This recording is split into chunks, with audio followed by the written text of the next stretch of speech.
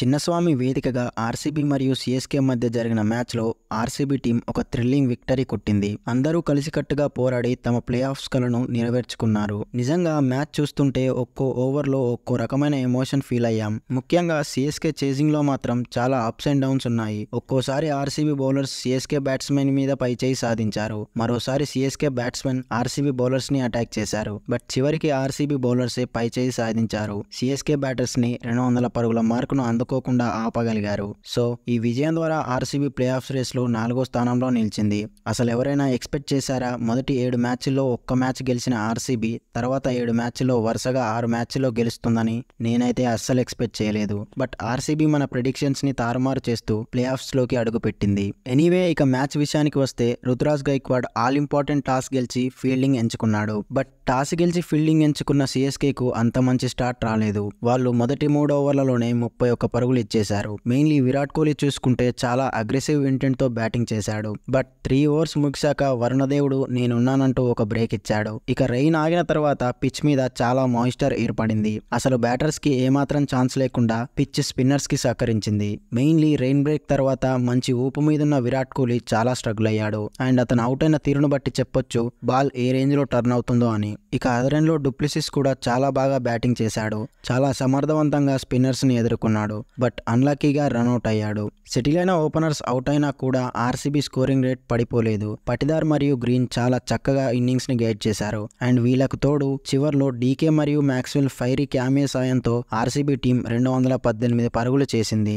ఇక CSK bowling విషయానికి వస్తే శార్దుల్ ఠాకూర్ మరియు రవీంద్ర జడేజా చాలా దారుణంగా ఫెయిల్ అయ్యారు. ఠాకూర్ అయితే ఏకంగా తన 4 ఓవర్లలో 60 పరుగులు ఇచ్చేశాడు. అండ్ జడేజా చూసుకున్న 3 ఓవర్స్ లోనే 40 రన్స్ ఇచ్చాడు. బట్ శాంట్నర్ మాత్రం ఒక ఎక్సలెంట్ స్పెల్ వేశాడు. 4 ఓవర్లలో కేవలం 23 పరుగులు మాత్రమే ఇచ్చి ఒక వికెట్ తీసుకున్నాడు.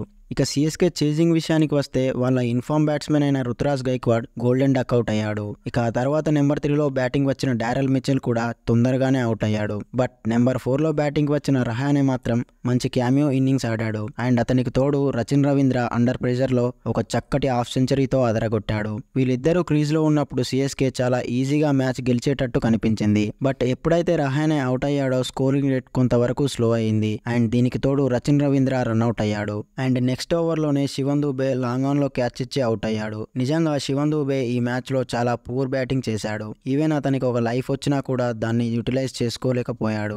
ఇక ఆ తర్వాత నెక్స్ట్ ఓవర్లోనే సిరాజ్ శాంట్నర్ వికెట్ తీశాడు. అండ్ ఈ వికెట్ పడడంలో డూప్లెసిస్ పట్టిన క్యాచ్ అయితే అన్బిలీవబుల్. నిజంగా 39 ఇయర్స్ ఆఫ్ ఏజ్ లో జంప్ చేసి సింగిల్ హ్యాండ్ తో క్యాచ్ పట్టడం అంటే మామూలు విషయం కాదు. ఇక్కడే సీఎస్కే టీం చాలా వెనుకబడింది. ముఖ్యంగా ఓవర్ నెంబర్ 12, 13, 14 ఈ 3 ఓవర్స్ లో ఆర్సీబీ టీం వరుసగా 3 వికెట్లు తీసింది. దీంతో సడన్ గా ఈక్వేషన్ చాలా టఫ్ గా మారింది. కానీ జడేజా మరియు ధోని గేమ్ ని చాలా డీప్ గా తీసుకెళ్లారు. చివర్లో సిచ్యువేషన్ ఎలా మారిందంటే 7 బాళ్లలో 23 పరుగులు కావాలి. అండ్ దెన్ జడేజా ఒక 6 కొట్టాడు. ఆ తర్వాత నెక్స్ట్ ఓవర్ ఫస్ట్ బాల్ కే ధోని మరొక 6 కొట్టాడు. సో 7 బాళ్లలో 23 పరుగులు కాస్త 5 బాళ్లలో 11 పరుగులుగా మారింది. కానీ ఇలాంటప్పుడే యశ్ దయాల్ ఒక మంచి స్లోయర్ వన్ తో ధోనిని అవుట్ చేశాడు. దీంతో ఈక్వేషన్ 4 బాళ్లలో 11 పరుగులుగా మారింది. ఇక అప్పుడు క్రీజ్ లోకి వచ్చిన శార్దుల్ ఠాకూర్ హిట్టింగ్ చేద్దామని ట్రై చేశాడు. బట్ యశ్ దయాల్ తన పేస్ వేరియేషన్ తో శార్దుల్ ఠాకూర్ ను బోల్తా కొట్టించాడు. అయినప్పటికీ చివరి 2 బాల్స్ కి 10 పరుగులు కావాలి. క్రీజ్ లో జడేజా ఉన్నాడు.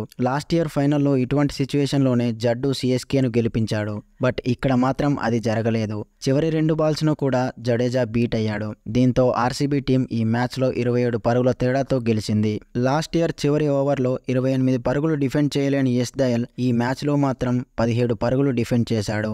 అది ధోని మరియు జడేజా లాంటి హిట్టర్స్ బ్యాటింగ్ చేస్తున్నప్పుడు. ఎనీవే ఈ మ్యాచ్ లో విజయం ద్వారా ఆర్సీబీ ప్లే ఆఫ్స్ కు వెళ్ళింది. అండ్ ఇక వాళ్ళు 22వ తేదీన నరేంద్ర మోడీ స్టేడియంలో ఎలిమినేటర్ గేమ్ లో ఆడబోతున్నారు. ఇక ఈ మ్యాచ్ లో టఫ్ కండిషన్ లో సమర్థవంతంగా బ్యాటింగ్ చేసిన ఫాఫ్ డూప్లెసిస్ కి player of the match award దక్కింది.